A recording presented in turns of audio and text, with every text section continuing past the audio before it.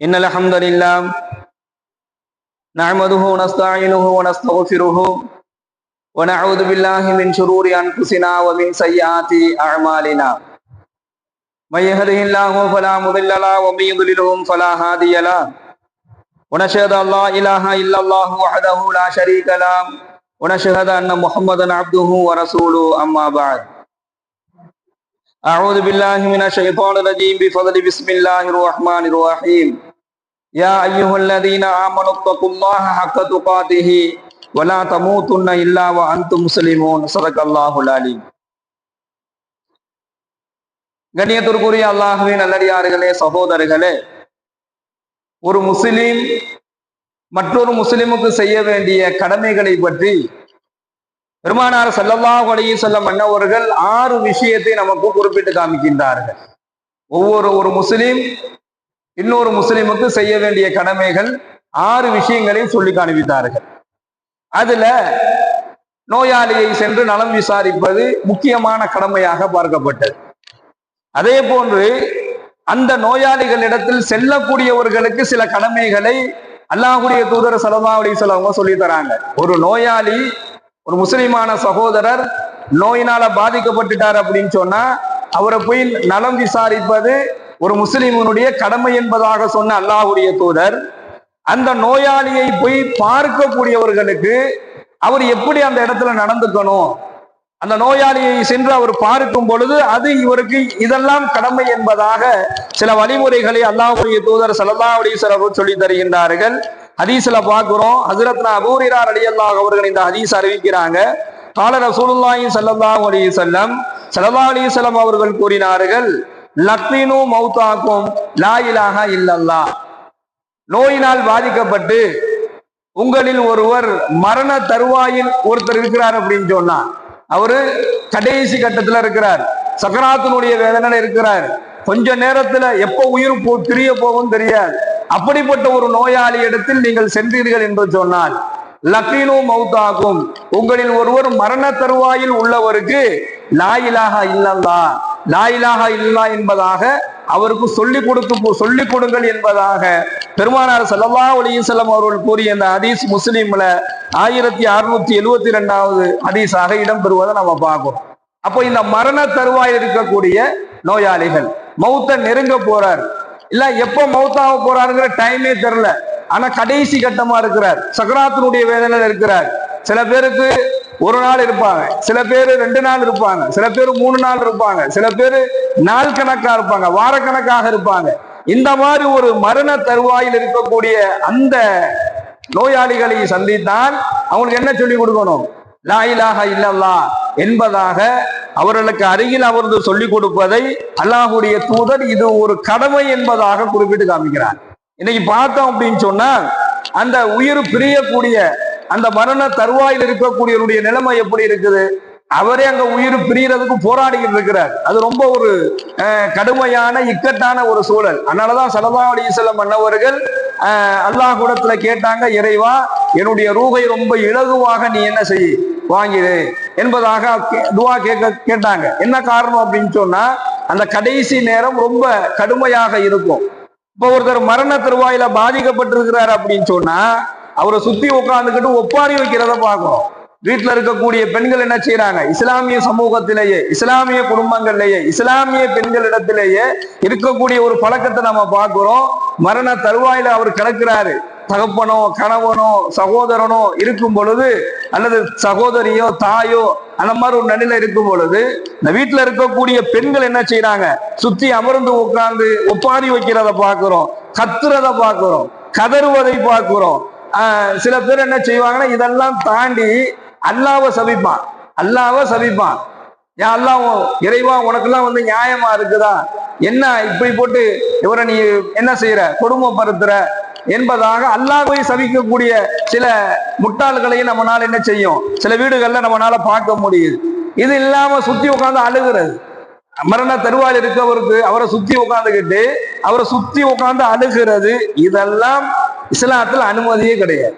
ஒரு இஸ்லாமிய சமூகத்துல, இஸ்லாமிய குடும்பங்களில் ஒருவர் மரண தருவாயை நெருங்கிட்டார், அந்த கடைசி கட்டத்துல இருக்கிறார், எப்போ ரூஹு போகும் தெரியாது, அந்த மாதிரி ஒரு நிலையில ஒருத்தர் இருந்தாருன்னா அனுமதிக்கப்பட்ட விஷயம் என்ன அப்படின்னு சொன்னா லக்கினு மௌத்தாக்கும் லாயிலாக இல்லல்லா. அவர் மௌத்த நெருங்கிட்டாருன்னு நீ தெரிஞ்சுக்கிட்டியா, லாயிலாக இல்லல்லா சொல்லி கொடுத்து கொண்டே இரு. இதுதான் அல்லாஹ்வுடைய தூதர் ஸல்லல்லாஹு அலைஹி வஸல்லம் சொல்றாங்க. சொல்லி கொடுக்கறதுக்கு ஆளே கிடையாது. யார இப்ப பக்கத்துல இருக்கிறதுக்கு லாயிலாக இல்லல்லான்னு சொல்லுங்கன்னு சொல்லி கொடுக்கறதுக்கு ஆளே இல்லை. அல்லாஹ் பாதுகாக்க வேண்டும் சகோதரர்களே. இது கடமை என்பதாக அல்லாஹ்வுடைய தூதர் சொல்றாங்க. இது ஒரு முஸ்லீம் உங்களில், அது குடும்பத்தில் இருக்கக்கூடியவரா இருக்கட்டும், தெரிஞ்சவரா இருக்கட்டும், பழக்கமானவரா இருக்கட்டும், உங்களில் ஒருவர் மௌத்தாகக்கூடிய நிலையில இருந்தாருன்னா இதை நீங்க சொல்லிக் கொடுங்க. இது ஒரு முஸ்லீம் இன்னொரு முஸ்லிமின் மீது இருக்கக்கூடிய கடமை என்பதாக நாம பார்க்கிறோம். அதே போன்று பெருமானார் ஸல்லல்லாஹு அலைஹி வஸல்லம் சஹாபாக்கள் கேட்கிறாங்க, அல்லாஹ்வுடைய தூதரே கைஃபலில் அஹ்யாயி, அதாவது என்ன கேட்கிறாங்கன்னு சொன்னா, இந்த மரண தருவாயில நோயினால் பாதிக்கப்பட்டவருக்கு மட்டும்தான் இதை சொல்லிக் கொடுக்கணுமா, இல்ல நோயினால பாதிக்கப்பட்டவருக்கே இதை சொல்லிக் கொடுக்கலாமா அப்படின்னு சொல்லி கேட்கிறாங்க. கைஃபலில் அஹ்யாயி, உயிரோடு உள்ளவருக்கும் இதை நம்ம சொல்லிக் கொடுக்கலாமா அப்படின்னு சொல்லி கேட்டாங்க. அஜூத என்பதாக சொன்னாங்க. அது ரொம்ப மிகவும் நல்லது. ஆம், நீங்க சொல்லிக் கொடுங்க, அது ரொம்ப மிகவும் நல்லது. ஒருத்தர் நோயில பாதிக்கப்பட்டு ரொம்ப பலகீனம் அடைஞ்சிருப்பார், அவருக்கு என்ன செய்யலாம், அவரை சந்திக்கும் போது கூட இந்த லா இலாஹ இல்லல்லாஹ் என்பதாக சொல்லிக் கொடுப்பது மிக நல்லது என்பதாக அல்லாஹ்வுடைய தூதர் ஸல்லல்லாஹு அலைஹி வஸல்லம் கூறுவதை நம்ம பார்க்கிறோம். இரண்டாவது, ஒரு நோயாளி ரெண்டு விஷயத்த அல்லாஹ்வுடைய தூதர் சொல்றாங்க. கடுமையான நோயினால் பாதிக்கப்பட்டு உள்ளத்தால் பலகீனப்படைஞ்சிருக்கக்கூடிய நோயாளியை பார்க்கிறோம். சில பேருக்கு கொஞ்சமா அடிபட்டு இருக்கும், ஆனா அந்த நோய் சின்ன நோயா இருக்கும், ஆனா அந்த நோய் அவருடைய உள்ளத்தை ரொம்ப பாதிக்கப்பட்டிருக்கும், அவர் பலகீனமானா இருப்பார். சில நபர்கள் இருக்கிறாங்க, எவ்வளவு பெரிய நோயா இருந்தாலும் அதை சாதாரணமா எடுத்துக்கிட்டு போறவங்களும் இருக்கிறாங்க. சில பேர் நோயை கொண்டு அவர்கள் பலகீனம் அடைவது உண்டு. இப்ப இப்படிப்பட்ட நோயாளிகளை நீங்க சந்திச்சீங்க அப்படின்னு சொன்னா, நோயினால் பாதிக்கப்பட்டிருக்கிறாரு, அந்த நோயை நினைத்து அவர் பலகீனம் அடைஞ்சிருக்கிறார். நமக்கு ஆளை பார்த்தாலே தெரியும், அது ஒரு சின்ன வியாதியா இருக்கும், ஆனா அவர் ரொம்ப இழைச்சு போயிருப்பார். காரணம் என்னன்னா, அந்த நோயை கொண்டு அவர் பலகீனம் அடைஞ்சிருப்பார். இந்த மாதிரி ஒரு நோயாளியை நீங்க பார்த்தீங்க அப்படின்னு சொன்னா, இரண்டாவது, மரண தருவாயில் இருக்கக்கூடிய ஒரு நோயாளியை நீங்க பார்க்க போறீங்க. நோயினால் பலகீனம் அடைந்தவர், நோயினால் மரண தருவாயில் இருக்கக்கூடியவர். இந்த மாதிரி ஒரு நோயாளிகளை நீங்கள் சந்திக்க சென்றீங்க அப்படின்னு சொன்னா, அவரிடத்துல நீங்கள் நல்லதையே சொல்லுங்கள் என்பதாக பெருமானார் ஸல்லல்லாஹு அலைஹி வஸல்லம் சொல்லி காண்பிக்கின்றார்கள். டாக்டர் சொல்லிட்டாரு இவர் பொழைக்க மாட்டாருன்னு, அது தெரியும் நமக்கு. இருந்தாலும் அவர்கிட்ட போய் உட்காந்துக்கிட்டு டாக்டர் சொல்லிட்டாருங்க, நீங்க பொழைக்க மாட்டீங்களா, நீங்க கவலைப்படாதீங்க அப்படி சொல்லக்கூடாது. அவர் பொழைக்க மாட்டாருங்கிற தகவல் தெரிந்தாலும் கூட நீங்க என்ன செய்யுங்க, அவரிடத்துல நீங்கள் நல்லதை சொல்லுங்கள், நல்லதையே சொல்லுங்கள். என்ன காரணம் அப்படின்னு சொன்னா, இன்னல் மலாயிகத்தை யுஅம்மினூன, நீங்க நோயாளியை நலம் விசாரிக்க சென்று நீங்க அங்க நல்லதையே சொல்லுங்க. நான் ஏன் சொல்றேன் அப்படின்னு சொன்னா, இன்னல் மலாயிகத்தை யுஅம்மினூன, நீங்கள் சொல்லக்கூடிய அந்த நல்ல வார்த்தைகளுக்கு மலக்குகள் ஆமீன் சொல்றாங்க.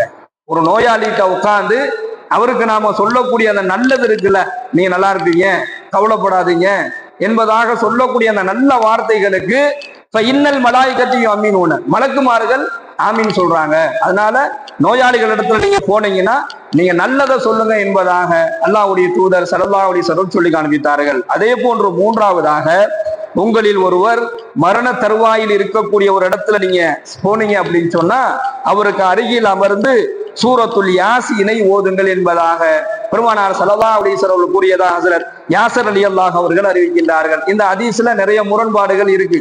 இது பலகீனமான ஹதீஸ் அப்படின்னு சொல்லி சிலர் சொல்லக்கூடியதை நம்ம பார்க்கிறோம்.